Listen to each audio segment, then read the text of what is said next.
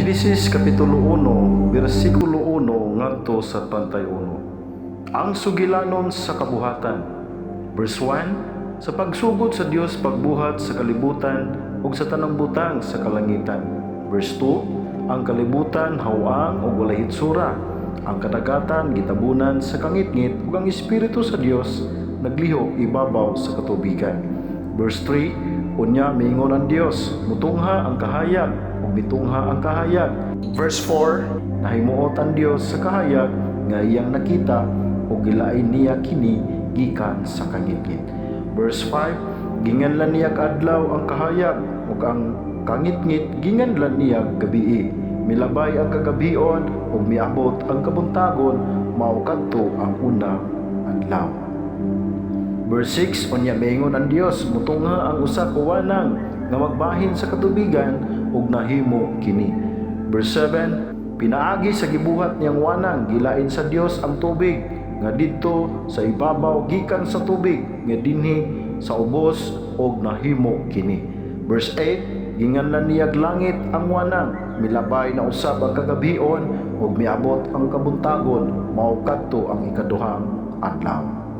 Verse 9, unya miingon ang Dios, matingob sa usa lamang kadapit ang tubig ubos sa langit aron motungha ang yutang mala ug nahimo kini. Verse 10, ginganlan sa Dios ang yuta, ang mala ug ang tubig nga nalain ginganlan niya dagat. Nakita sa Dios nga maayo ang iyang gibuhat. Verse 11, unya miingon siya, muturok sa yuta ang nagkalain-laing mga tanom, kadtong may binhi o kadtong mga kahoy nga mamunga o nahimo kini. Verse 12, busa miturok sa yuta ang tanang matang sa tanom, nakita sa Dios nga maayo ang iyang gibuhat. Verse 13, milabay na usab ang kagabion o miabot ang kabuntagon, kadto mao ang ikatulong adlaw.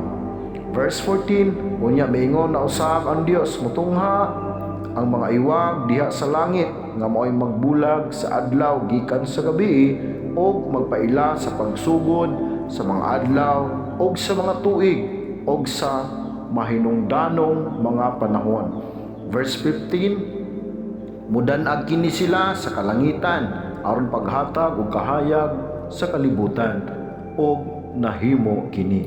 Verse 16, busa gibuhat sa Dios ang duha ka dagkong iwag, ang adlaw nga mao'y maghatag og kahayag sa panahon sa adlaw ug ang bulan panahon sa gabii. Gibuhat usab niya ang mga bituan. Verse 17, gipahimutang sa Dios ang mga iwag diha sa langit aron magdan-ag sa kalibutan. Verse 18, og maghatag og kahayag sa adlaw ug sa gabii ug maglain sa kahayag gikan sa kangitngit. Nakita sa Dios nga maayo ang iyang gibuhat. Verse 19, unya milabay na usab ang kagabion ug miabot ang kabuntagon, kadto mao ang ikaupat nga adlaw. Verse 20, miingon na usab ang Dios, mapuno ang katubigan sa nagkalain-laing mga buhing mananap o mapuno usab sa mga langgam ang kahanginan o nahimo kini.